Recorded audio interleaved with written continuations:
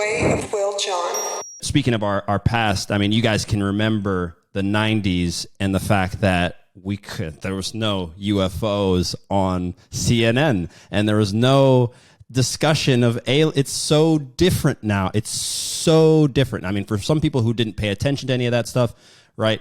Maybe they don't understand the switch in which we've made and where it's going. But I'm just curious as what you guys feel about what's going to be revealed here in the future. Where do you guys stand on this? Why is this happening now? Just if you could give us some understanding of what, because for me, this is insanity. Like I can remember like 97, 98, and you would get laughed off. There's just absolutely no way. The conversation couldn't even be had. And now we have this Pentagon, this and that. What's going on, right? Because someone knew about this. This is not new information. So I want to just get an understanding of what you guys feel is what is really happening. It used to be only former military would talk about, their experiences and things that they saw. Now they were veterans, but now you have active military saying this stuff openly, and you have the government now openly admitting to the fact that these things do exist as well, and not only declassified documents, but also verbally. Now, some of it is agenda-based. Some of it is we need money, okay? Always follow the money first. So don't get too excited about the UFOs because they always need money. It's like going to, unfortunately, it's like going to church.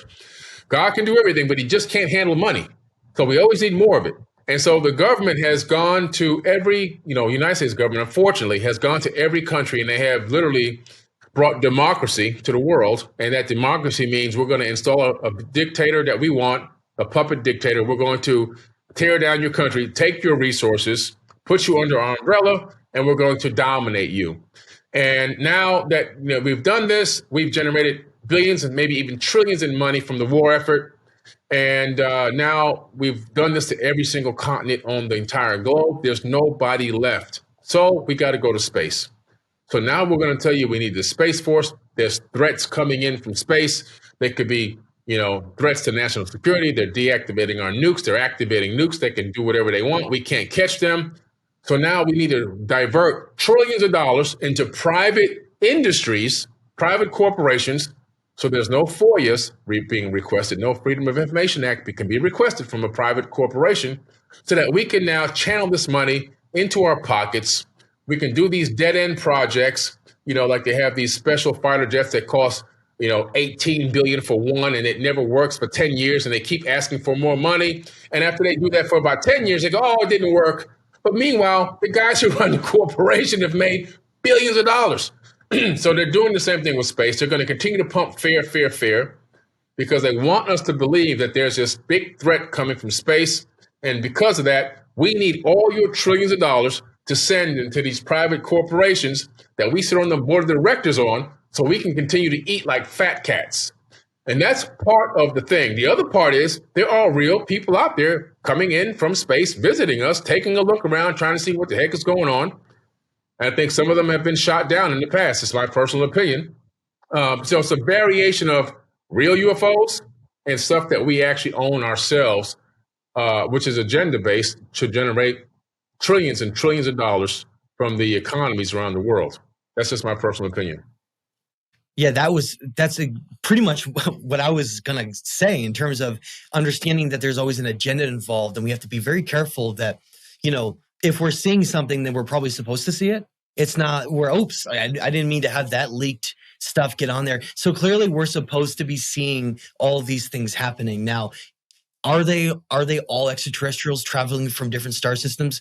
I'd say, if I was to guess, I'd say 90% of them are probably secret government technology, and they're not really like UFOs from other places. Why do I say that? Number one, we know that the government is like 70 years ahead on all technologies, and we've seen all the things that they're doing in all the secret bases, so we know that that's there. Number two, we also know that if you're an extraterrestrial species, you wouldn't just pollute another timeline of a developing hominid or a sentient species. It would be the stupidest thing in the world for you to reach that level of consciousness to be able to even be able to travel to another place, probably not linearly, probably through some kind of a wormhole or some temporal process of like becoming like a non-corporeal being, or who knows. But if you're going to do that and go all the way here, you wouldn't be just like floating around everywhere and having everyone see you. So I think it's incredibly complex what's going on right now. And what I would say is that clearly we're supposed to be opening our minds to the idea of aliens or extraterrestrials, regardless of whether or not it's part of an agenda to fuel something for money or whatever it is. Clearly the intention here is that we're at least all going to not think that it's stupid of the idea of extraterrestrials or UFOs. And maybe that's one of the purposes, because there always seems to be a lot of reasons for why things happen, right? You know, for like you look at Iraq after 9/11. Obviously, it's not just about oil. That's like a good example. There's so many other factors there, and I think that this is the same thing. Is that we are at this cusp where our consciousness and our mindsets and our limitations and our thinking has gone on for so long, and so many people laughed at to talk about anything that's not part of the mainstream, that now we're stuck in this bubble where we now have to broaden our consciousness for humanity. Or if people were to learn all the things that we're talking about, and even just a tiny fraction, they would like literally freak out. I think that it's known psychologically that, you know, Granny that's 71 years old that's watching daytime game shows all day, if she was to learn all of this, it actually could be quite destructive for a lot of people. And some people may like literally take their lives. And it's not like a gentle thing. We have to understand the conditioning that's gone on here with people's mindsets and how they exist has been so limited for so long that unless they can broaden people's perspectives and start to at least incorporate some things into people's lives a little bit, they're just going to freak out. And I think that it's like the knowledge of where we're going and what things are happening with unveiling just information that as it is that we're finally like have to trickle this in order for us to move forward to the next place. So is that the entire reason? I'm sure there's a lot of other reasons, like scare tactics of us then fearing an invasion, and then like Billy said, then supporting something that's like a defense situation. There's probably so many reasons for it, but in the end of the day,